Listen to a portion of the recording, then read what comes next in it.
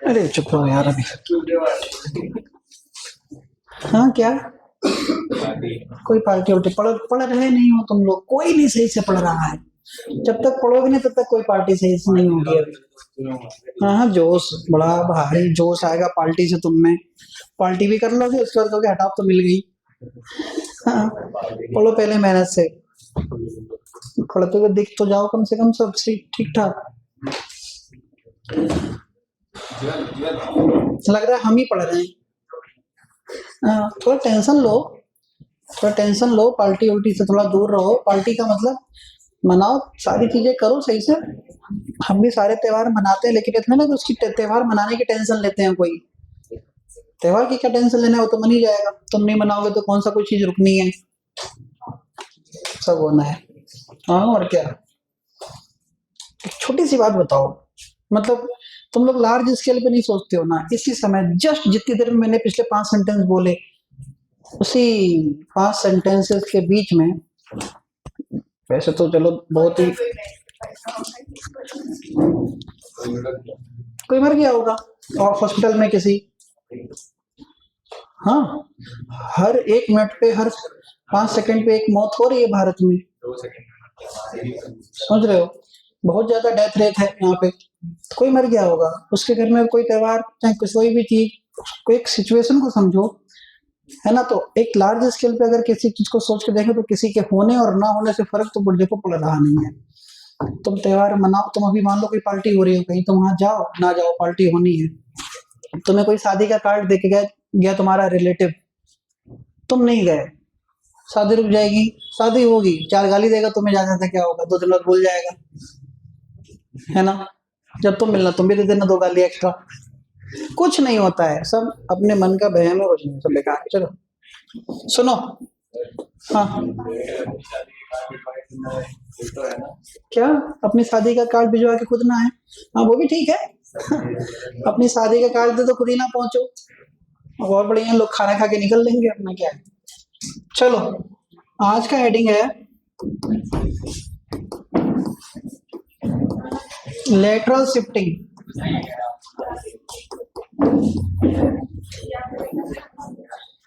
आज मयंक, थोड़ा इस साइड में बैठो, इसके पीछे नहीं, इस वाले चेयर पे बैठो।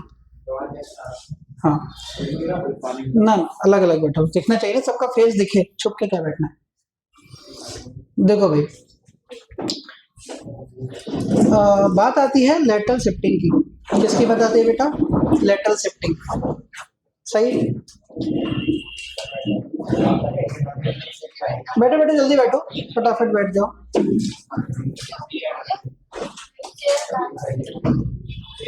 बैठो।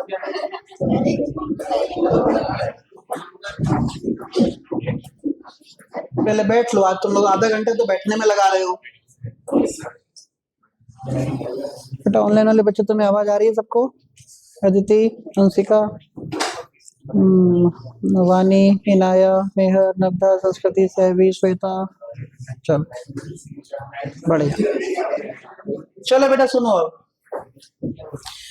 देखो लेटरल शिफ्टिंग क्या होगा। लेटरल शिफ्टिंग में हम लोग देखते हैं, एक पानी के ग्लास ले लो, उस पानी के ग्लास में एक पेंसिल को डुबो दो। जब पेंसिल को डुबोगे तो देखो कि पेंसिल थोड़ा सा तिरछा दिखेगी, पेंसिल थोड़ा सा मुड़ा हुआ दिखेगी, तो उसको कहते हैं लेटरल शिफ्टिंग। क्या कहते हैं? Lateral shifting.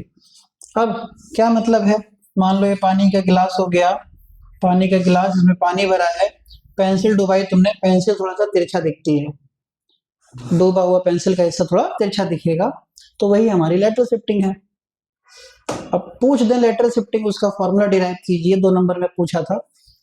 कई बार नहीं पूछा है ये टॉपिक, कई बार नहीं पूछा है, इसका डेरिवेशन 4-5 साल पहले पूछा था, लेकिन कोई चीज कभी पूछी जा सकती है, कोई भरोसा थोड़ी है यार, है नहीं। और तुम्हें आना चाहिए कि हाँ ये हमें आता है, पूछ लो। चलो जी शुरू करते हैं। तो लेटरल शिफ्टिंग का फॉर्मूला डिराइव करेंगे, थोड़ा ध्यान देना। तो मान लो मेरे पास ये ग्लास स्लैब है, क्या है? Glass slab. क्या है बेटा? ग्लास स्लैब है, सही है। मेरे पास एक ग्लास स्लैब है, ठीक। जब एक ग्लास स्लैब है, पता है मुझे, बैठा है उस पे मोबाइल पक्का मोबाइल में चलाओ, इतना भी क्या। तो ग्लास स्लैब की बात आती है, किसकी बात आती है, ग्लास स्लैब। तो ग्लास स्लैब में हमने एक लाइट भेजी,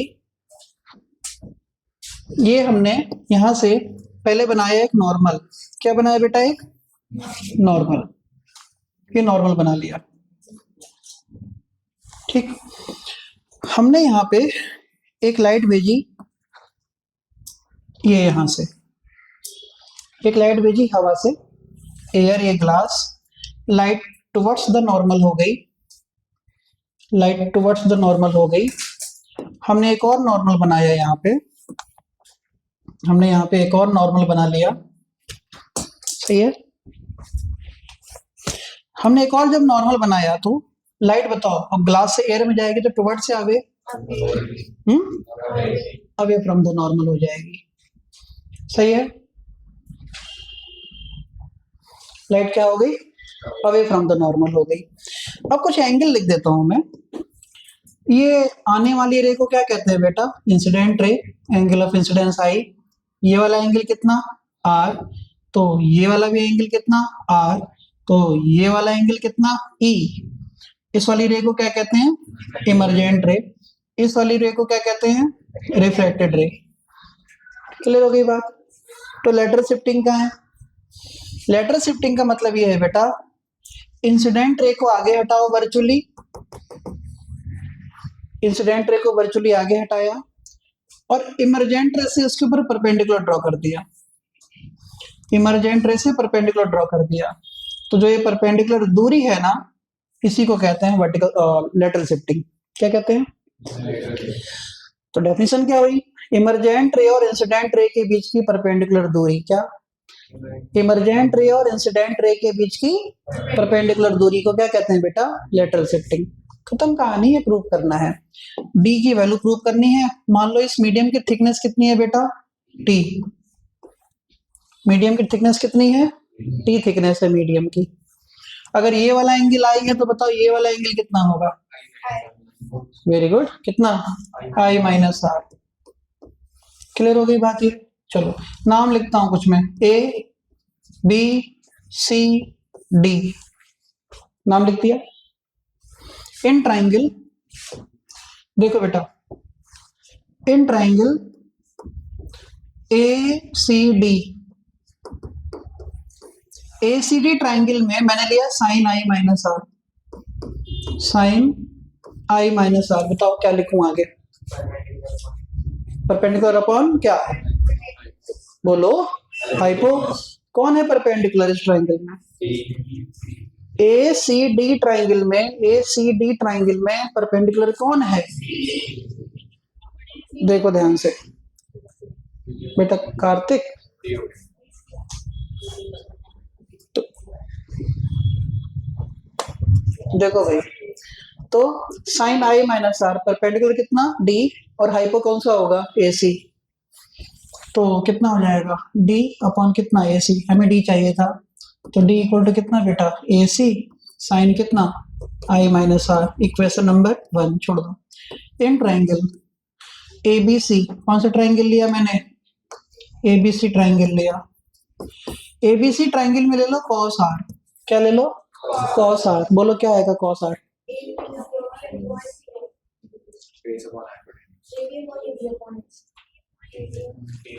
ए B upon A C, base upon hypo, ये बेस होगा। तुम लोगों को कुछ बातें, एक बात पता है, कब साइन में परपेंडिकुलर होता है, कौन सा बेस होता है, पता है सब बातें। एंगल के सामने वाला हमेशा क्या होता है, बात ही खत्म हो गई, बात ही खत्म हो गई। अब मैं क्या बोलूं, थीटा 1 थीटा 2 ये 90 डिग्री, ध्यान दो, ए बी सी। अगर मैं ले रहा हूं साइन थीटा 1, तो साइन थीटा 1 जब एंगल लूं थीटा 1 तो उसके सामने वाला परपेंडिकुलर, ये बेस, ये हाइपो, तो साइन थीटा 1 में क्या आएगा, बी सी अपॉन ए सी। लेकिन अगर मैं ले लूं साइन थीटा 2, थीटा 2, तो थीटा 2 के सामने वाला परपेंडिकुलर हो जाएगा ये हाइपो, तो आएगा A B upon A C. Angle के सामने वाला परपेंडिकुलर होता है, बाकी जो तुम जानते ही हो थोड़ा बहुत। देखो भाई, तो बेटा कॉस आर क्या होगा, A B upon A C. A B कितना, टी अपॉन कितना, ए सी। ए सी निकाल लो, ए सी इक्वल टू कितना, T upon cos R. Now putting the value of A C है, इक्वेशन 1 में रख दिया ए सी को, तो डी की वैल्यू कितनी आ जाएगी बोलो, टी अपॉन कॉस आर कितना, साइन आई माइनस आर। बात खत्म। तो कोई पूछे लेटरल शिफ्टिंग कितनी बातों पे डिपेंड करती है, दो। पहला थिकनेस ऑफ मीडियम, दूसरा एंगल ऑफ इंसिडेंस। तो लेटरल शिफ्टिंग कितनी बातों पे डिपेंड करती है, दो। पहला थिकनेस ऑफ मीडियम, दूसरा एंगल ऑफ इंसिडेंस। थिकनेस बढ़ती जाएगी तो लेटरल शिफ्टिंग भी बढ़ती जाएगी, और थिकनेस एंगल बढ़ता जाएगा तो लेटरल शिफ्टिंग भी बढ़ता जाएगा। हाँ या ना, क्लियर हो गई बात। चलो भाई, इसी को कहते थे हम लेटरल शिफ्टिंग। मामला क्लियर, आसान है। एक बार घर पे लिख के जरूर देखो, एक बार घर पे लिख कर बेटा जरूर देखो, सही है। चलो नेक्स्ट हेडिंग आता है वर्टिकल शिफ्टिंग। ध्यान देना, देखो बच्चे, वर्टिकल शिफ्टिंग, ध्यान देंगे बच्चे। वर्टिकल शिफ्टिंग क्या समझाता है अपने को, क्या चीज, वर्टिकल शिफ्टिंग। वर्टिकल शिफ्टिंग हम लोगों को यह बताता है कि अगर कोई भी चीज पानी में डूबी हुई है, कोई भी चीज पानी में डूबी हुई है, कोई भी चीज पानी में डूबी हुई है, ध्यान देना। वर्टिकल शिफ्टिंग हम लोगों को बताता है कि अगर कोई भी चीज पानी में डूबी हुई है और तुम उसको ऊपर से खड़े होकर देख रहे हो, तो वो चीज जहां है वहां नहीं दिखेगी, उससे थोड़ा ऊपर दिखाई देगी उसकी इमेज। जैसे नॉर्मल स्कूलों में एक बच्चे गेम लगाते हैं, उसमें किसी फेट में एक बाल्टी ले लिया, बाल्टी बड़ी सी बाल्टी लेते हैं, बिल्कुल उस बाल्टी में वो क्या किया उन्होंने कि अंदर पानी नहीं भर दिया, ठीक है। बाल्टी में इतना पानी भर दिया, यहां तक पूरा पानी भर के उन्होंने क्या किया, अंदर एक गिलास रख दिया छोटा सा, पानी के अंदर गिलास रख दिया छोटा सा। 20 रुपए में आपको 2 चांस दिए जाएंगे, हल्का वाला सिक्का ले लिया, हल्का सिक्का बिल्कुल हल्का सा, 20 रुपए में 2 चांस दिए जाएंगे आपको, वो सिक्का उस गिलास में डालना है। जो पुराना सिक्का नहीं आता था 5 पैसे का 10 पैसे का, बिल्कुल एल्यूमिनियम वाला, वो सिक्का लेता है आदमी कि और हल्का हो, कि पानी की विस्कोसिटी की वजह से सिक्का ऐसे ऐसे शराब जैसे लगेगा पिया हुआ है सिक्का, पूरे में लहराते नीचे गिरेगा, समझ रहे हो। हाँ, डालोगे तुम ससुरा बिल्कुल निशाना लगा के, यहाँ सिक्के को यहाँ से छोड़ोगे वो सिक्का ये रास्ता पकड़ेगा, यहाँ आगे तुम लगा गया, यहाँ जाएगा, बेकार गया 20 रुपया।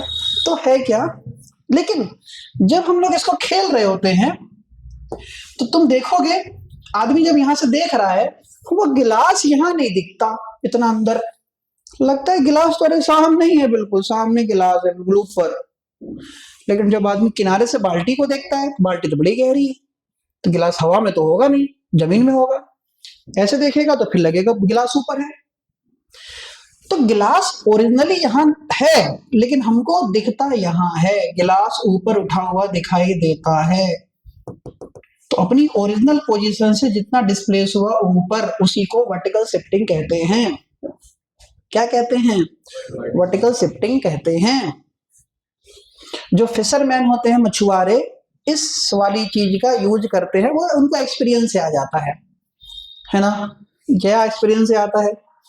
मान लो ये जमीन है, यहाँ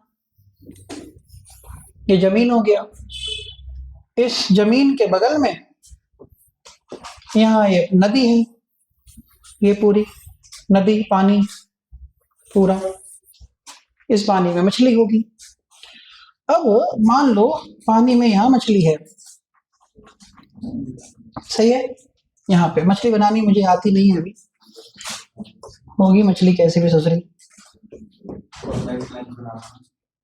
लो, मान लो ये मछली है, लाल कलर की मछली पसंद नहीं तुम्हें? चलो भैया इनको लाल पसंद नहीं है, पिंक कलर में मयंक है ना, हाँ लो बेटा मयंक, पिंक मछली बना दी तुम्हारे लिए, एकदम जल परी। अरे वाह, समझो ठीक बेटा, पसंद है? हाँ, मछली यहाँ है, बाहर यहाँ पर जमीन पर एक मछुआरा खड़ा है। मयंक नहीं बेटा, कौन खड़ा है, किसका नाम बोला? देखो मछुआरा था, इस मछुआरे के पास एक इस तरीके से भाले जैसी चीज नुकीली आगे लगी हुई, सही है? हाँ, इस मछुआरे के पास इस भाले जैसी चीज है। अब वो मछुआरा मछली को मारना है।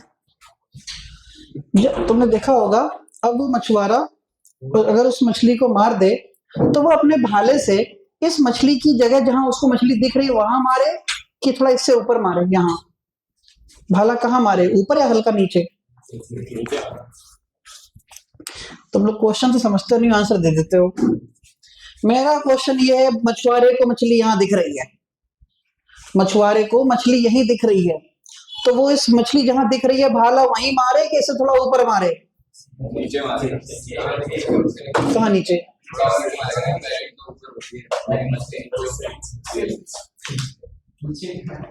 वन पोजीशन, टू पोजीशन या थ्री वाले पे? बोलो, वन पे, टू पे? वेरी गुड, वन पे। क्यों? क्योंकि जो दिख रहा है वो वर्टिकल शिफ्टिंग है। सुनना बेटा, जो चीज, जो मछली दिख रही है वो ओरिजिनल मछली नहीं है, मछली की इमेज दिख रही है। ओरिजिनल मछली तो यहाँ कहीं रही होगी, ये वर्टिकल शिफ्टिंग होकर दिख यहाँ रही है। तो अगर ये भाला इसको मारेगा तो भाला थोड़ा सा इसको नीचे मारना पड़ेगा, तो रियल मछली पे जाके वो भाला लगेगा। नहीं तो यहाँ मारेगा तो यहाँ पे तो इमेज है, कुछ दिख ही नहीं रहा। नहीं बात समझ में आई? तो वर्टिकल शिफ्टिंग का फॉर्मूला हम लोगों को प्रूव करना है, कंडीशन प्रूव करनी है। समझ में आया कुछ? वर्टिकल शिफ्टिंग वही प्रूव करेंगे, ध्यान देना जरा। देखो बच्चे, तो भैया हमने क्या किया, एक सबसे पहले टब ले लिया, ये टब, ठीक। इस टब में हमने पानी भर दिया, ध्यान देना।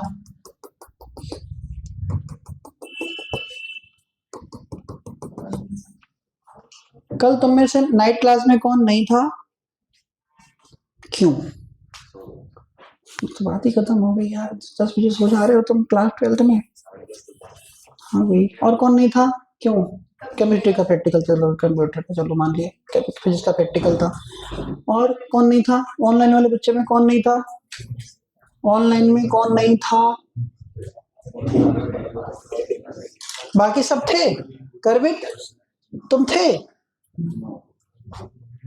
कहाँ थे? नाम तुमने सबके बोले थे, तुम्हारा नाम तो आया नहीं था कहीं। देखी तुम भी थे, इसका भी थी, नहीं थे ना? तुम नहीं थे? उत्तम क्यों? हाँ चलो कोई बात नहीं, तुम तो थे। हाँ तुम तो नहीं थे, ठीक है मत रो। अनुज नहीं देना तुम, थोड़ी देर, 2 ग्राम थोड़ी देर था। देखो ध्यान से, देखो बेटा सुनो, हमने बोला ये टैंक में हमने पानी भर दिया, टैंक में हमने पानी भर दिया। पानी भरने के बाद हमने यहाँ पे एक अंदर एक ऑब्जेक्ट ले लिया, वो हमने एक ऑब्जेक्ट वो ले लिया। इस ऑब्जेक्ट को खड़े होकर कोई बाहर से देख रहा है, ऑब्जर्वर बाहर है पानी के। वर्टिकल शिफ्टिंग का फॉर्मूला इंपॉर्टेंट है, इसके ऊपर न्यूमेरिकल्स आते हैं, प्रूफ बहुत मुश्किल से पूछेंगे, फॉर्मूला आना चाहिए तुम लोगों को। ऑब्जर्वर बाहर से देख रहा है तो इसको ये ऑब्जेक्ट ओ जहां है वहां तो दिखाई देगा नहीं।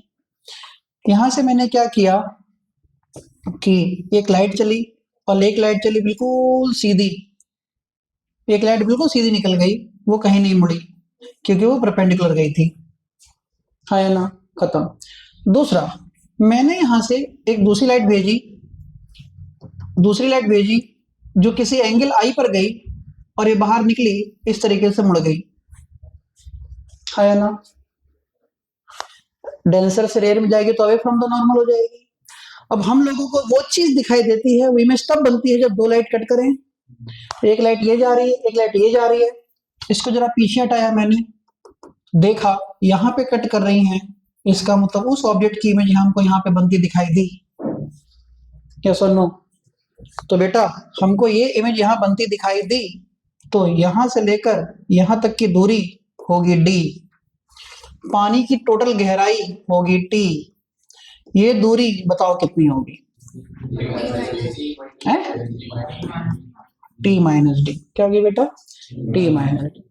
तो now we have to find out the value of D, vertical shifting. अब नाम सुन लो जरा, इनके नाम देखो बच्चों। नाम पहला टी, टी को कहते हैं रियल डेप्थ, क्या कहते हैं, रियल डेप्थ। डी को कहते हैं वर्टिकल शिफ्टिंग, क्या कहते हैं, वर्टिकल शिफ्टिंग। इसी का दूसरा नाम बोला नहीं किसी ने, देखो बोला नहीं, याद नहीं किसी को, नॉर्मल शिफ्टिंग। और टी माइनस डी को कहते हैं, बोलो, apparent depth, apparent depth. T minus D को क्या कहते हैं, अपरेंट डेप्थ। क्लियर होगी बात ये। चलो हमें डी पता करना है, शुरू करते हैं, आसान है। इधर देखो बेटा जरा, अगर ये वाला एंगल ऑफ इंसिडेंस आई है तो ऑल्टरनेट इंटीरियर ये वाला भी एंगल क्या होगा, आई। बाहर अगर लाइट निकल रही है आर एंगल पे तो कॉरस्पॉन्डिंग एंगल ये वाला भी एंगल कितना होगा, आर। बोलो हाँ या ना, पक्का, सही है।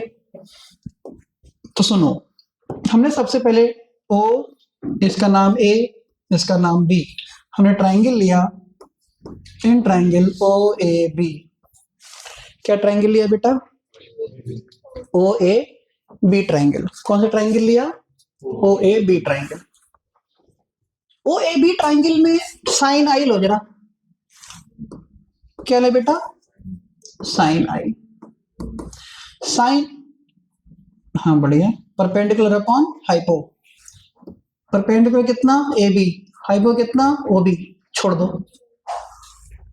ए बी अपॉन ओ बी, छोड़ दो। दूसरा ट्राइंगल लो, in triangle I A B, I ये लिख दो, इसमें बेटा तुम ले लो साइन आर, साइन आर इस ट्राइंगल में कितना आएगा, परपेंडिकुलर अपॉन हाइपो।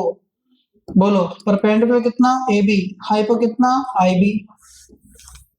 नई बात समझ में आई, ठीक है ना। इस वाले ट्राइंगल में साइन आई लिया, साइन आई कितना होगा, परपेंडिकुलर अपॉन हाइपो, परपेंडिकुलर कितना, ए बी, हाइपो कितना, ओ बी, साइन आर कितना, परपेंडिकुलर ए बी, हाइपो कितना, आई बी। Snell's law. अब समझना स्नेल्स लॉ क्या कहता है, स्नेल्स लॉ क्या कहता है।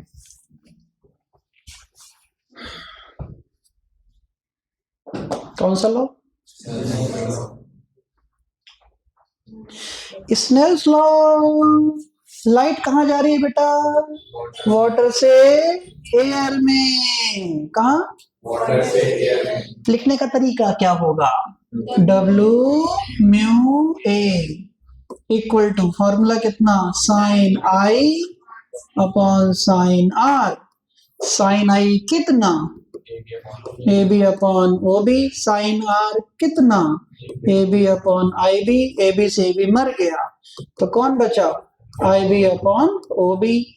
हम एक बात और कहते हैं, अगर बी ए के पास है, बी ए के बहुत पास है, अगर ये बी ए के बहुत पास है तो जो दूरियां ओ बी होंगी वही दूरी को क्या लिखोगे, ओ ए।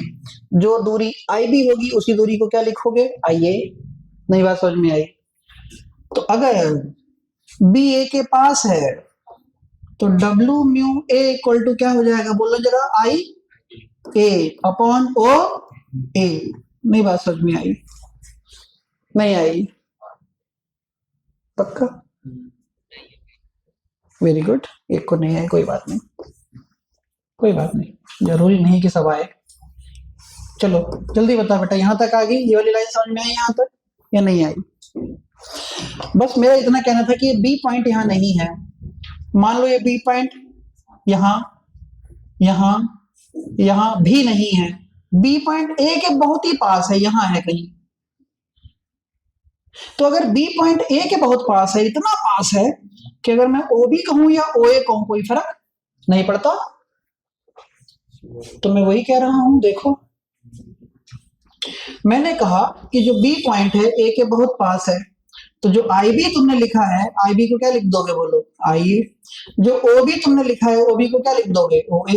तो फॉर्मूला क्या बनता दिखाएगा, W mu A equal to I A upon O A. कहती हुई समझ में आई? हाँ या ना? I A upon O A. लेकिन हम लोग एक बात जानते हैं, जो डब्ल्यू म्यू ए है वो है reflective index of air with respect to water. W mu A है वो क्या है, reflective index of air with respect to water, जो कि 1 होता है। तो ये नहीं लिखना होता है, इसको पलट दो, इसको पलट दो। तो लिखने का तरीका देखो, 1 अपॉन क्या, ए म्यू डब्ल्यू इक्वल टू कितना आ गया, आई ए अपॉन ओ ए। कितना है बोलो, 1 upon A mu W equal to I A upon O A. और रिफ्लेक्टिव इंडेक्स हम लोग लिखते क्या है, 1 अपॉन म्यू इक्वल टू कितना हो गया, बोलो, आई ए अपॉन कितना, ओ ए। इसको यहीं छोड़ दो। कितना समझ में आया? है ना? अब सुनो, हम लोगों को ये डिस्टेंस डी पता करनी थी, तो ओ आई पता कर रहा है अपने को। क्या पता करना है, ओ आई। क्या पता करना है, ओ आई। ओ आई को कैसे लिख सकते हैं बताओ, ओ ए माइनस आई ए। बोलो हाँ या ना? ओ आई को क्या लिख सकते हैं, बोलो, ओ ए माइनस आई ए। क्या लिख सकते हैं बेटा, ओ ए माइनस आई ए। कुछ समझ में आ रहा है? तो ओ आई को लिख सकते हैं पूरा ओ ए माइनस आई ए। तो लिखने का तरीका देखो, ओ ए माइनस आई ए, ओ आई, ओ ए कॉमन, ओ ए कॉमन, तो क्या बचा, 1 माइनस, बोलो ना, आई ए अपॉन ओ ए। ओ आई है कितना, डी। वो देखो ओ ए कितना है पूरा, टी, 1 माइनस, और आई ए अपॉन ओ ए कितना है, 1 अपॉन म्यू। लो बच्चे, यही फॉर्मूला होता है वर्टिकल शिफ्टिंग का, d equal to T bracket 1 minus 1 upon mu. क्या फॉर्मूला होता है, d equal to T bracket 1 minus 1 upon mu. बात समझ में आई कि नहीं? d equal to T bracket 1 minus 1 upon mu. समझ में आ गया? देखो भाई, क्लियर?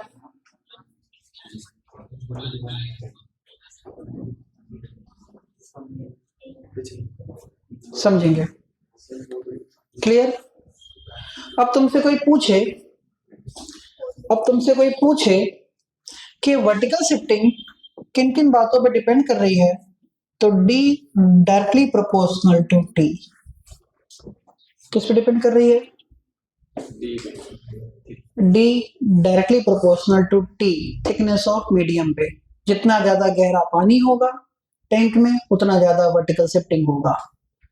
पानी की डेप्थ, हाँ डेप्थ, पानी की डेप्थ जितनी ज्यादा होगी उतना ज्यादा वर्टिकल शिफ्टिंग होगा। पानी की डेप्थ कम होगी, वर्टिकल शिफ्टिंग कम होगा। टी, समझ रहे हो यार? बताओ, बताओ वर्टिकल शिफ्टिंग डी म्यू के साथ कैसा है? Inversely proportional. कैसा है?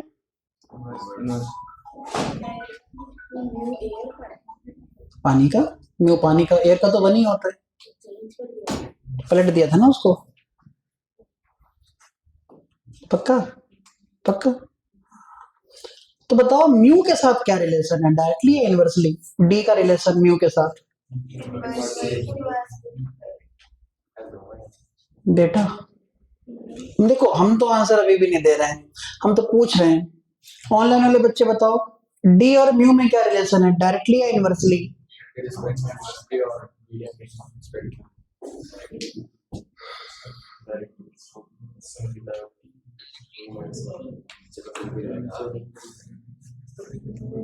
डायरेक्टली, इनवर्सली,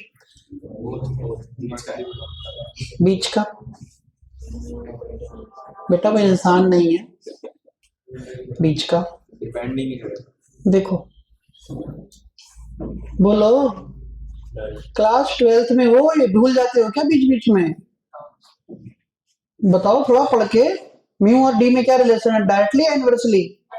बात ही खत्म। इसमें क्या कॉन्फिडेंस क्यों नहीं आ रहा है फिर? नहीं पहले ही बोल, हाँ मैं वही तो कह रहा हूँ। तो मतलब एक छोटे से आंसर को देने में इतना टेंशन ले रहे हो, मुझे घबराहट हो रही है पता नहीं क्यों। जब यूनिवर्सिटी बोला तुमने तो उसमें कंफ्यूजन किस बात का है? बोल दिया, बात खत्म हुई। किसमें क्यों कंफ्यूज हो रहे हो? यूनिवर्सिटी बोल रहे हैं, यूनिवर्सली मैंने पूछ दिया यूनिवर्सली, रुको एक मिनट, डायरेक्टली भी हो सकता, 3 आदमी डायरेक्टली बोल दिए, ये क्या बात हुई यार?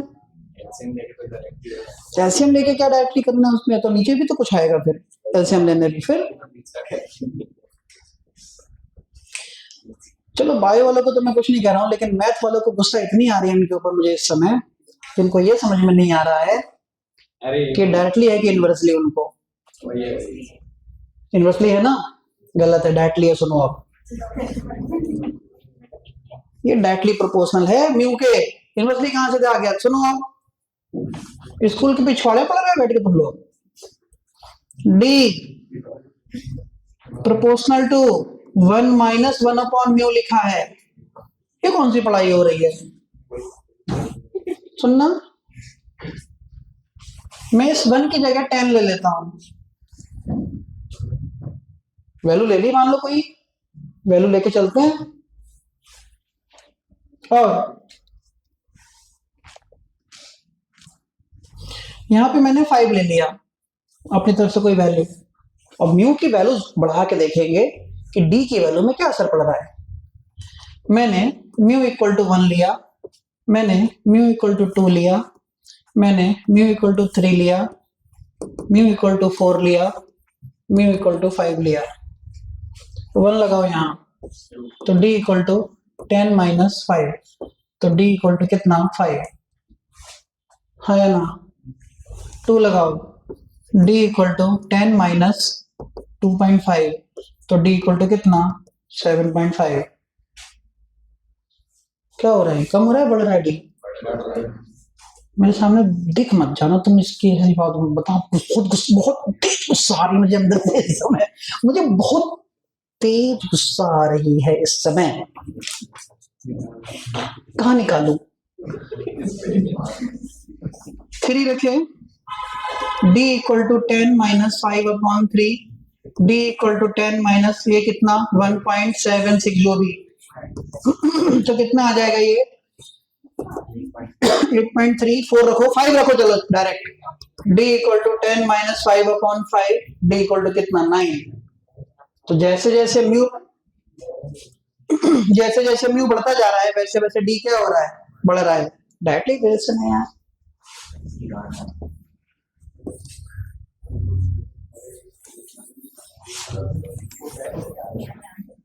चलो हो गया, देखो ध्यान से। तो इसका मतलब जो वर्टिकल शिफ्टिंग होता है 2 बातों पे डिपेंड करता है। वो 2 बातें हैं, थिकनेस ऑफ मीडियम, और दूसरा है क्या? Reflective index of medium. जितना ज्यादा मीडियम डेंसर उतना ज्यादा वर्टिकल शिफ्टिंग, मीडियम कम डेंसर वर्टिकल शिफ्टिंग कम। बात खत्म। क्लियर हो गई बात? आगे बढ़ते हैं। Next topic,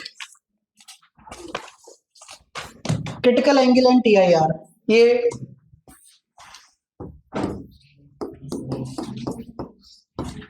critical angle and TIR,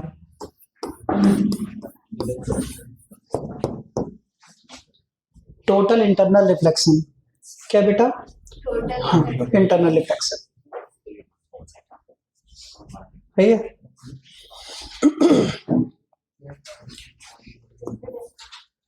बच्चों 19 तारीख से लेकर 25 तारीख तक ये 6 दिन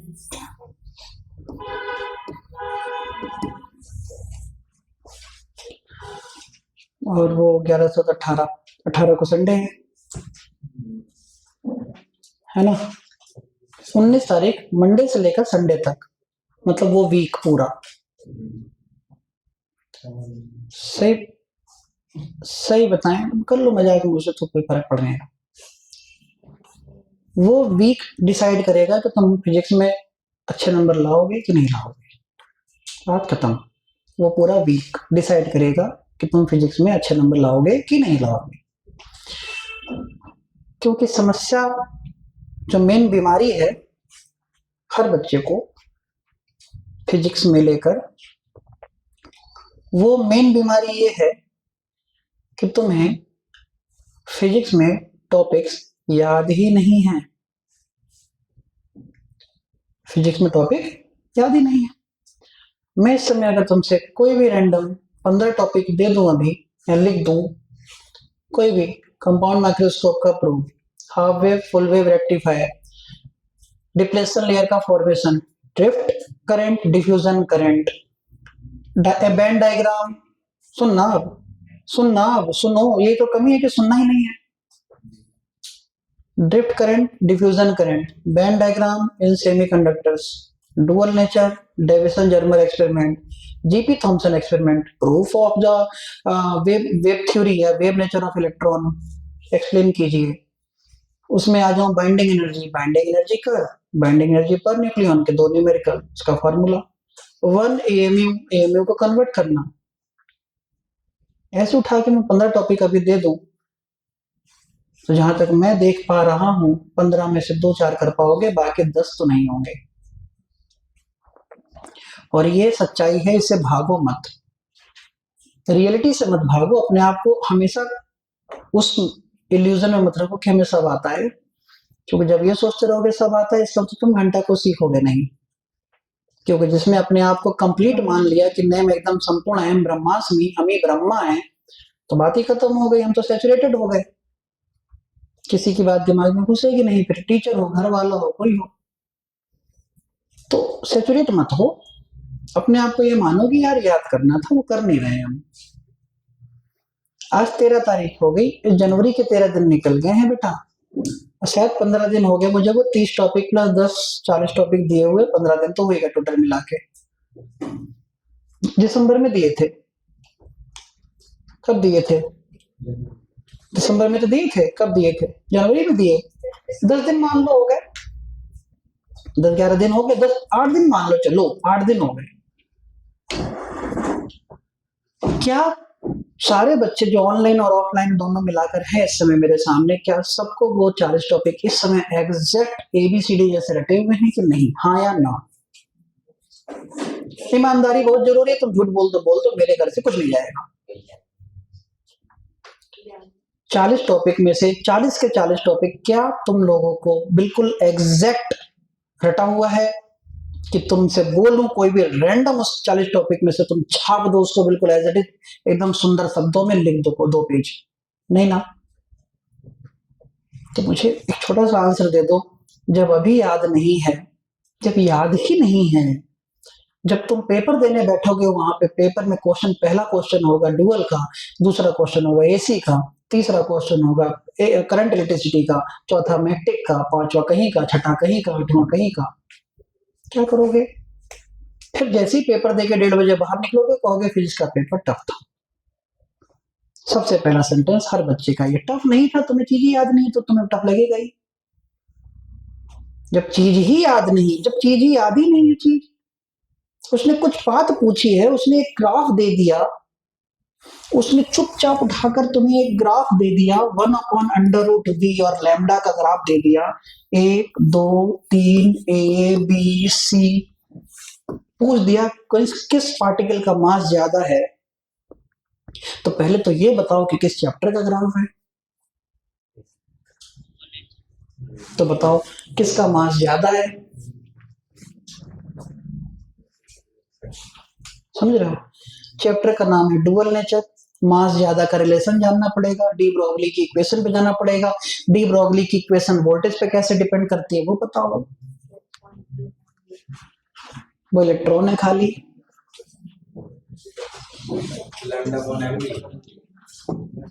क्या एम बी, वोल्टेज के साथ क्या रिलेशन है? वोल्टेज है वो, वी लिखा है, वी वो वहां तुम बता रहे हो वो वेलोसिटी है। तो बच्चों फिर मैं कह रहा हूं, तुम पेपर जैसे ही देखोगे तो पेपर में पहला क्वेश्चन नहीं आया, दूसरा नहीं आया, तीसरा होगा, घबराहट बढ़ते गई, उससे चक्कर में पांचवा आता था वो गलत कर दिए। शुरू के 3 क्वेश्चन नहीं आए ना अगर कसम से, तो चौथा क्वेश्चन तो तुम खुद सकपका के गलत कर दोगे। तुम छोटे हो, एज में तुम अब बहुत छोटे हो, 12th का बच्चा ही कितना, समझ रहे हो? 3 क्वेश्चन गलत होने के बाद चौथा, हम झेले यार इन सब बातों को, हम भी उस एज से गुजरे हैं ना जब 4 क्वेश्चन हम लोगों को नहीं आ रहे, बाप रे। तो हम तो 12th क्लास छोड़ो, वो मास्टर्स में, ग्रेजुएशन में, पीएचडी में, हर जगह 2 क्वेश्चन नहीं आता ना, हाथ पैर फूलने लगेगा, जैसे लगेगा वाइटर हो गया हाथ पैर, मतलब हाथी पैर हो गया, इतना मोटा पैर हो जाए हाथ में, शरीर में दर्द होने लगे घबराहट के मारे, आता वो क्वेश्चन गलत। तुम बाहर निकल के कहोगे फिजिक्स का पेपर टफ था, फिजिक्स में हमें कुछ नहीं आया, पता नहीं क्या पेपर बना देते हैं। पेपर तो सही था, पढ़ के ही नहीं गए, जितना पढ़ना था और जिस तरीके से पढ़ना था, जो तुम्हें याद होना चाहिए था, याद ही नहीं है। बोर्ड के पेपर में 80% न्यूमेरिकल फॉर्मूले बेस्ड होते हैं, क्योंकि उनको बायो वालों को भी देखना होता है, इंटीग्रेशन डिफरेंशिएशन को वो कम यूज करना चाहते हैं, कम जानबूझ के, कि बायो वाले भी पेपर दे रहे हैं, उनको इंटीग्रेशन डिफरेंशिएशन उतना नहीं आता, इसलिए वो तुम उठा के देख लो कोई सा भी पेपर, 10 साल का पेपर उठा के देख लो, रियल पेपर जो बोर्ड में आए हों, उसमें इंटीग्रेशन डिफरेंशिएशन के कितने क्वेश्चन दिए हैं न्यूमेरिकल, बहुत कम, 5%, जानबूझ के देते हैं वो, समझ रहे हो यार? बातों को समझो, तुम्हें डांट नहीं रहेंगे, तुम फिर चुप होकर बैठ गए कि देखो हमें डांट रहा है पगला, डांट थोड़ी रहे, डांट के तुम जानवर थोड़ी है कि तुम्हें डांट मार के समझाया जाएगा, इंसान हो, तुम भी इंसान है, हम भी प्यार से समझेंगे, प्यार से समझाएंगे, डांट कौन रहा है? बात को समझो, हमारा काम है बड़े होने के नाते तुम तक बातों को पहुंचाना और सच्चाई पहुंचाना, झूठ नहीं। अगर बेटा तुमने डेली, अगर 10 दिन भी हो गए ना, डेली तुमने अगर 5 टॉपिक भी पढ़े होते, बेटा मोबाइल रख दे थोड़ी देर, देखो ध्यान से, मोबाइल रख दो, बर्बाद है उसी चक्कर में। अगर 10 दिन हो गए ना, डेली 5 टॉपिक भी याद किए होते ना, 50 टॉपिक तुम्हें याद होते, 50 टॉपिक याद होते अगर डेली 5 किए होते, तो भी डेली 5, ज्यादा नहीं 5 तो कर ही सकता है कोई भी यार, कसम से बता रहा हूं। आज होगी 13 तारीख, ये महीना 31 का, 13 से 31 हो गए 19 दिन, 13 इंक्लूड करते हुए, वैसे 18। अगर तुम 19 दिन में डेली भी 5 टॉपिक याद करते हो ना, 95 टॉपिक फिजिक्स खत्म, सारे इंपोर्टेंट टॉपिक तो कवर हो जाएंगे। कौन कह रहा है कि ओम्स लॉ की डेफिनेशन याद करवाएगी पेपर में? लिस्ट में से 150 टॉपिक तो लिस्ट में यार, कम से कम 140 130 टॉपिक जो मैंने लिस्ट दी है, उसमें तो फालतू टॉपिक है, तो पेपर में डेफिनेशन थोड़ी पूछेगा, किसी का सिंबल थोड़ी पूछेगा तुमसे पेपर में, सुन रहे मेरी बात को? तो 95 टॉपिक, 100 टॉपिक तुम इस महीने में याद कर सकते हो, डेली 5 करके भी, डेली 5, और 30 तो मैं पहले से भी पढ़ी रखे हैं, तो उन 30 को छोड़कर, 40 को छोड़कर एक्स्ट्रा अगर 5 डेली करो तो 95 40 कितना हो गया? 135। 135 टॉपिक हो तो गई पूरी फिजिक्स यार इसी महीने में, सब याद हो तो गया, बाकी हम लोग पढ़ ही रहे हैं, तुम्हें क्वेश्चन करा ही रहा हूँ, सारी चीजें थ्योरी कर ही रहे हैं, सारी चीजें हो जाएंगी तभी तो तुमको सैंपल पेपर पे ले जाऊंगा मैं। अरे ससुरा अभी तुम्हें चीजें याद नहीं, तुम सैंपल पेपर तुमको हाथ में थमा के बैठ जाऊं मैं कि बेटा ये सैंपल पेपर करके दिखाओ। कैसे करोगे सैंपल पेपर, बताओ। चलो होएगा ही नहीं, नंबर आएंगे कम, 15 20 30 नंबर आ जाएंगे सैंपल पेपर अभी तुमको दे दो तो मैं 30 नंबर से ऊपर नहीं पढ़ोगे 70 में से। क्यों? याद नहीं है। कहां से करोगे सैंपल पेपर जब फॉर्मूला याद नहीं है, थ्योरी याद नहीं है बेटा, डेफिनेशन याद नहीं है, तो ग्राफ याद नहीं है, कैसे करोगे सैंपल पेपर? तो कम से कम ये करना शुरू करो, तो कम से कम इस 25 तारीख के बाद मैं सैंपल पेपर पे उतरूं, सैंपल पेपर भी कराना है। यहाँ बैठलवा के तुमको 2 सैंपल पेपर याद करने को दूंगा, तुम आके उसमें से एक सैंपल पेपर लिखोगे मेरे सामने, समझ रहे हो यार? तो नंबर आएंगे, याद होना चाहिए नंबर आने के लिए, पहले याद बात को समझो बेटा, याद होना चाहिए। लर्न जिसे कहते हैं, जैसे मेरा नाम अनित कुमार श्रीवास्तव है, तुम्हारा नाम, तुम्हारा जो भी नाम है, तुम्हें अपना नाम याद है, वैसे टॉपिक याद होना चाहिए, टॉपिक के अंदर का मटेरियल, समझ रहे हो? और किसी और खुमारी में हो तो उससे बाहर आओ थोड़ा, सच्चाई की तरफ, रियलिटी की तरफ, क्योंकि बाद में मुंह लटका के घूमोगे तो उसको कोई देखने वाला नहीं है, समझ रहे हो? कोई भी घंटा नहीं पूछ रहा किसी को, तो कोई सब कोई उगते हुए सूरज को सलाम कर रहा है, डूबते को तो कद्दू कोई नहीं कर रहा है। 19 से 25 तक के बीच में जो मैं करूंगा, हर साल करता हूँ, कम से कम 5 से 7 दिन ये होगा ही होगा।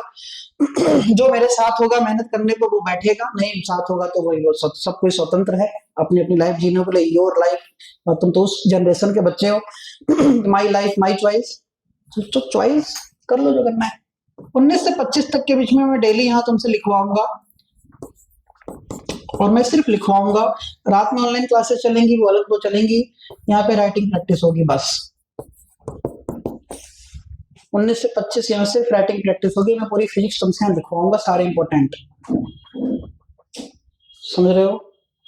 तो तुम याद करना आज ही से शुरू करो, है बेटा?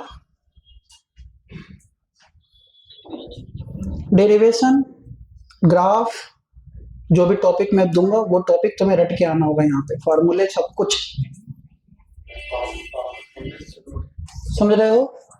और बेटा तुम याद करना आज ही से शुरू करोगे 13 तारीख से, ठीक है? कब से? आज से।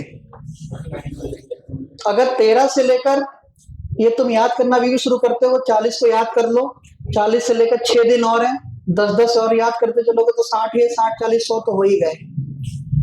डेली 10-5 टॉपिक याद करते चलो, सब हो जाना है। कब तो बैठना पड़ेगा एक जगह, जरा पढ़ी, तुम लोग पढ़ रहे हो, पता नहीं 2-2 घंटे पढ़ रहे हो, 2 घंटे 3 घंटे 4 घंटे 1 घंटा 3 घंटा 2.5 घंटा 5 घंटा, ये पढ़ाई होगी? कोई बच्चा भी 10 घंटे पढ़ रहा है, 10 घंटा कोई पढ़ रहा है, 10 घंटा, तो सिलेबस तो हमेशा तुमको इतना बड़ा लगेगा ही।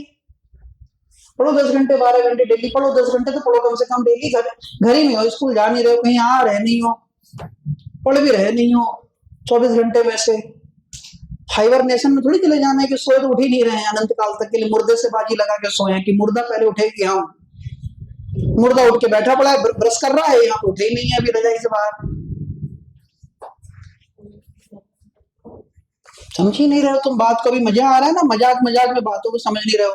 फिजिक्स के पेपर में 1 दिन की छुट्टी, केमिस्ट्री के पेपर में 0 दिन की छुट्टी, फाइन आर्ट्स वालों के लिए, क्या करोगे तुम लोग? चीजों को समझो थोड़ा सा, पेपर बर्बाद कर लेना है। 2 साल की तुम्हारी पूरी मेहनत, 2 साल का पैसा, मम्मी पापा जो भी तुमको पैसा दे रहे हैं 2 साल से, सब कुछ तो 12th पे अटका हुआ है ना, तो सब तो बर्बाद हो जाएगा, रिजल्ट खराब हो गया तो फिर पैसा तो बर्बाद ही हुआ ना 2 साल का, जब रिजल्ट ही सही नहीं आया तो फिर क्या किया 2 साल?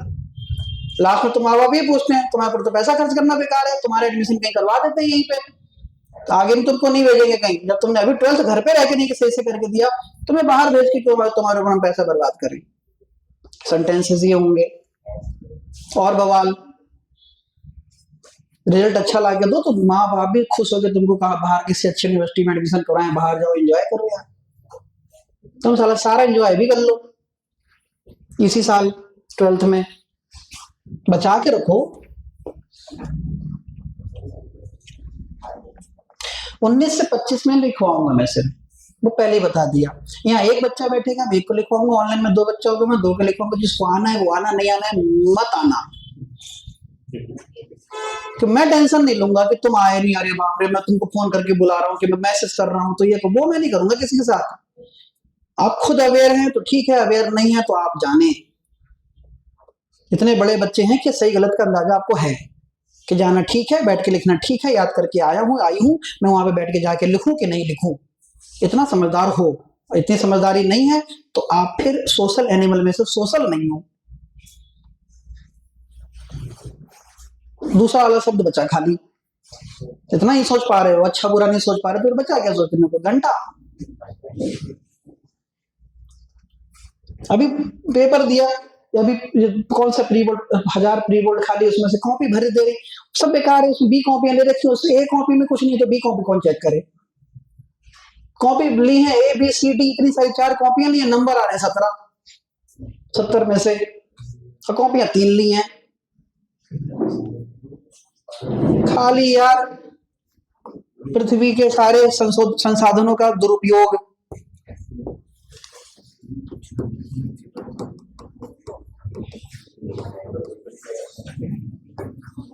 पढ़ लो मेहनत से, बता रहा हूं मैं।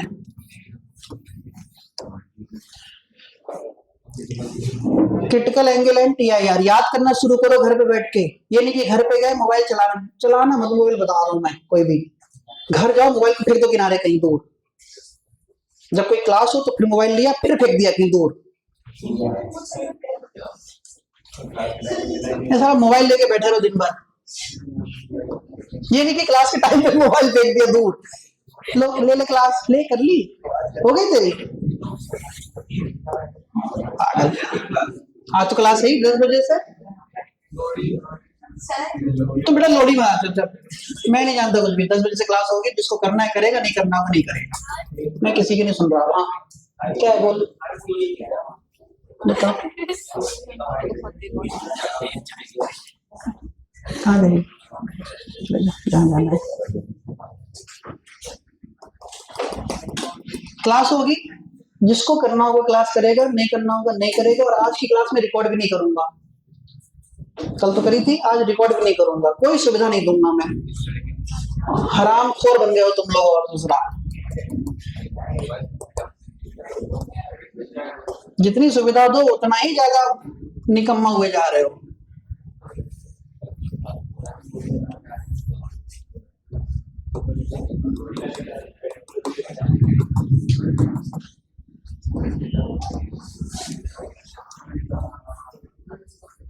लोहड़ी 10 ही बजे मनाओगे, उससे पहले मना लो। 3 घंटे हैं अभी, हमें भी मनानी है। हम भी उससे पहले देखेंगे, मना मनू लेंगे यार। त्योहार भी तभी ठीक लगे हैं जब चीजों को आता होता हो कुछ। देखो क्या कहूं मैं तुमसे यार। वाटर एयर सही है, ध्यान देना जरा। Critical angle and TIR, total internal reflection, ध्यान दो। खाली स्पीच। लाइट को, ये नॉर्मल है, मैंने लाइट को वाटर से भेजा एयर की तरफ। मान लो मैंने भेजा 20 डिग्री पर, थोड़ा ध्यान देना बोर्ड पे जरा। मैंने लाइट को वाटर से भेजा एयर की तरफ, डेंसर से रेयर भेज रहा हूँ, टुवर्ड्स से अवे। तो अवे बनेगी मतलब लाइट ऐसे जाएगी। बताओ ये वाला एंगल 20 से बड़ा होगा छोटा? मान लो 42 डिग्री कह दो, हटाओ। मैंने वाटर वाला एंगल को थोड़ा और बढ़ाया, मान लो इसको लिया मैंने 29 डिग्री। तो बताओ बाहर वाली लाइट और दूर हटेगी और पास जाएगी? दूर हट गई। मान लो ये वाला एंगल कितना आ गया? 71 डिग्री, ज्यादा हो गया। हमने इस वाले एंगल को और बढ़ाया, मान लो ये वाला एंगल हो गया 33 डिग्री। एक सिचुएशन ऐसी आई कि लाइट इतना हट गई कि बिल्कुल सरफेस पे चलने लगी। कहाँ चलने लगी? सरफेस पे। और सरफेस पे चलने लगेगी तो बताओ ये एंगल कितना है? 90। तो इस वाले 33 डिग्री को कौन सा एंगल कहेंगे? क्रिटिकल एंगल कहेंगे। तो critical angle always forms in rare medium और डेंसर मीडियम। बोलो, denser medium. Critical angle always forms in denser medium, हमेशा डेंसर मीडियम। तो बेटा क्रिटिकल एंगल ऐसा इंसिडेंस एंगल है, क्रिटिकल एंगल ऐसा इंसिडेंस एंगल है कौन से मीडियम में? डेंसर मीडियम में, जिसके लिए रेयर मीडियम का एंगल कितना होता है, 90 डिग्री होता है, उसको हम क्रिटिकल एंगल कहते हैं। बात खत्म। हम नहीं माने, हमने क्या किया, डेंसर मीडियम से आने वाली लाइट को थोड़ा और दूर कर दिया और एंगल बढ़ा दिया, 37 डिग्री कर दिया, क्रिटिकल से ज्यादा कर दिया, क्रिटिकल से ज्यादा कर दिया। तो बताओ लाइट क्या होगी, बाहर अंदर है सरफेस पे, अंदर लौट आएगी। कितने डिग्री पर, बोला नहीं किसी ने, देखो बोला नहीं किसी ने, देखो यही तो जानना है तुमसे मुझको, बोले नहीं तुम ससुरा, 37 डिग्री। क्यों, क्योंकि I इक्वल टू R, नाम क्या है इसका, TIR, टोटल इंटरनल क्या क्या रिफ्लेक्शन। और रिफ्लेक्शन क्या कहता है, I इक्वल टू R। नहीं आई, रिफ्लेक्शन क्या होता है, I इक्वल टू R, ये I है तो ये R है, और I इक्वल टू R बराबर होगा। नहीं आई, तो बेटा TIR किसे कहते हैं, जब ना फुल फॉर्म थोड़ी पूछ रहा हूं, जब हम डेंसर मीडियम में लाइट को उस एंगल पर भेजें जो एंगल क्रिटिकल से ज्यादा हो, क्रिटिकल से ज्यादा हो, तो लाइट उसी मीडियम में वापस आ जाती है, TIR कहलाता है। क्लियर हो गई बात। TIR के तुरंत बाद हम आएंगे रिलेशन बिटवीन, क्या बेटा, relation between critical angle and refractive index. क्या, relation between critical angle and refractive index. ध्यान दो, ये क्रिटिकल एंगल देखो, क्रिटिकल एंगल C, R की वैल्यू कितनी, 90। क्लियर, यहां पे स्नेल्स लॉ लगाओ, लाइट वाटर से एयर में जा रही है, कहां से कहां जा रही है, वाटर से एयर में। लिखने का तरीका देखो, W mu A equal to क्या होता है, sine I upon sine R। W mu A sine I की जगह C upon sine 90। W mu A equal to sine C। सही है गलत है, एक शब्द नहीं पढ़ा उसने, W म्यू A, हाँ, और W म्यू A कुछ नहीं होता है दुनिया में, 1 होता है। Refractive index of air with respect to water always 1, तो इसको पलट दो, तो 1 upon A mu W equal to कितना, साइन C, और refractive index of water with respect to air को क्या लिखोगे, 1 upon mu equal to 1 upon sine C। तो 1 अपॉन म्यू इक्वल टू कितना आ गया, साइन C। ये रिलेशन होता है। क्या पता चला यहां से, तुम लोग धीरे धीरे सोचोगे तो मैं धीरे ही पढ़ा पाऊंगा। रिफ्रैक्टिव इंडेक्स ज्यादा तो क्रिटिकल एंगल कम, रिफ्रैक्टिव इंडेक्स कम तो क्रिटिकल एंगल ज्यादा। चलो A B C D 1.79 1.23 3.5 4.59 critical angle के इंक्रीजिंग ऑर्डर में लगाओ। ये रिफ्रैक्टिव इंडेक्स दिया हुआ है, ये तुमको 4 अलग अलग मीडियम के रिफ्रैक्टिव इंडेक्स दिए हैं, तुमको क्रिटिकल एंगल का डिक्रीजिंग ऑर्डर लगाना है। सबसे बड़ा क्रिटिकल एंगल किसका है, बी, उससे छोटा ए का, उससे छोटा है सी, सबसे छोटा डी। क्लियर होगी बात। बी, क्योंकि जिसका रिफ्रैक्टिव इंडेक्स सबसे छोटा उसका क्रिटिकल एंगल सबसे बड़ा, नहीं आई, और जिसका रिफ्रैक्टिव इंडेक्स सबसे बड़ा उसका क्रिटिकल एंगल सबसे छोटा। नहीं बात समझ में आई, हाँ या ना। तो क्रिटिकल एंगल और रिफ्रैक्टिव इंडेक्स उल्टा होते हैं दूसरे के। तो अगर तुम्हें रिफ्रैक्टिव इंडेक्स का सबसे बड़ा पता चल जाए तो क्रिटिकल एंगल सबसे छोटा, बात खत्म। आगे बढ़ते हैं। ऑप्टिकल फाइबर है, वो मत करो, है पढ़ाई तो रहा हूं।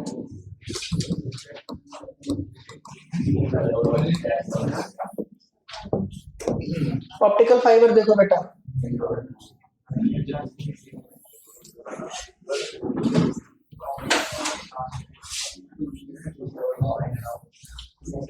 बेटा मैं उसमें का टीचर नहीं हूँ कि बच्चा पढ़ने आए हैं घर पे, माँ बाप सोच रहे पैसा खर्च कर रहे हैं, अब बच्चा वहां पे मैडम या जो टीचर है वहां पे चाय बना रही हैं, तो वहां पे नाच हो रहा है, तो वहां पे जाके किसी का बच्चा आके पेशाब कर दिया, तो वहां यही सब हो रहा है, उसको उसका डायपर चेंज हो रहा है घंटा भर, बच्चा आके 1 घंटा बैठ के चला गया, पता नहीं चला कौन सा पढ़ाई हुआ, किसी ने पढ़ाया भी कि पढ़ने आए थे कि वहां पे टट्टी पेशाब पेशाब करने आए थे किसी का।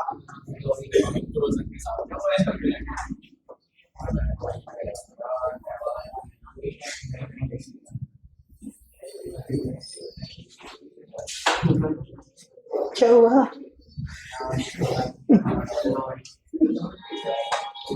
पढ़ाई वढ़ाई करने में तो लोड ही लगानी है।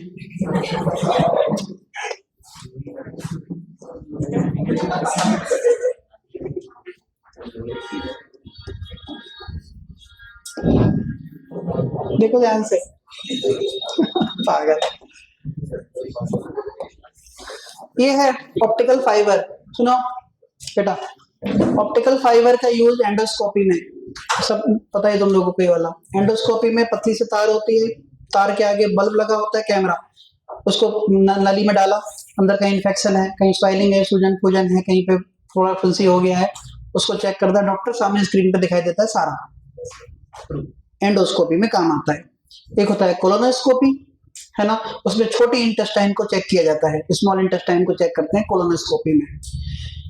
कोलोनोस्कोपी में जो मेनली चेक किया जाता है, उसमें अगर सूजन आ गई है, छोटी आंत में सूजन है या बड़ी आंत में सूजन है, खासतौर पे छोटी आंत में सूजन है, तो तुम्हें होने के चांसेस है कोलाइटिस। कोलाइटिस 5 तरीके के, पहला वोमेंट कोलाइटिस, और सबसे ज्यादा खतरनाक होता है अल्सरल कोलाइटिस। अल्सर कैंसर की छोटी बहन कहा जाता है उसको, अल्सर। अगर अल्सरल कोलाइटिस किसी को है तो वो मरा, खत्म, डिलीट। तो उसको तो होना ही कैंसर फिर धीरे धीरे, तो उसी से पता चलता है कोलोनोस्कोपी से। चलो अब इस ऑप्टिकल फाइबर में लाइट को भेजा, ऐसे एंगल पर भेजा कि ये जो एंगल बने, इंसिडेंस एंगल, वो क्रिटिकल से कैसा बने, ज्यादा। क्रिटिकल से कैसा बने, ज्यादा। अब लाइट क्रिटिकल से ज्यादा पे टकराएगी तो अंदर जाएगी, बाहर या सरफेस पर, अंदर। फिर नॉर्मल, ये वाला भी एंगल क्रिटिकल से ज्यादा, फिर लाइट मुड़ गई, ये वाला भी एंगल क्रिटिकल से ज्यादा, फिर लाइट अंदर आ गई, ये वाला एंगल क्रिटिकल से ज्यादा। ऐसी लाइट मुड़ते मुड़ते बाहर निकल आती है। तो क्या हो गया, ये ऑप्टिकल फाइबर। जो तुम लोगों के घर में वाईफाई लगा होगा तो इसी पे चल रहा है वो ऑप्टिकल फाइबर, यही तो है, और क्या है। नई बात समझ में आई? ये हो गया TIR, क्रिटिकल एंगल की एप्लीकेशन। बात खत्म। मिलते हैं हम लोग कल, और कल हम लोग इस चैप्टर को कोशिश करेंगे कि खत्म कर दें। वैसे हो नहीं पाएगा, बहुत है ये तो। डिफाइन वर्किंग लिखने को आती है, डिफिनेशन थोड़ी ऑप्टिकल फाइबर की होती है। हाँ, पॉइंट्स लिखेंगे।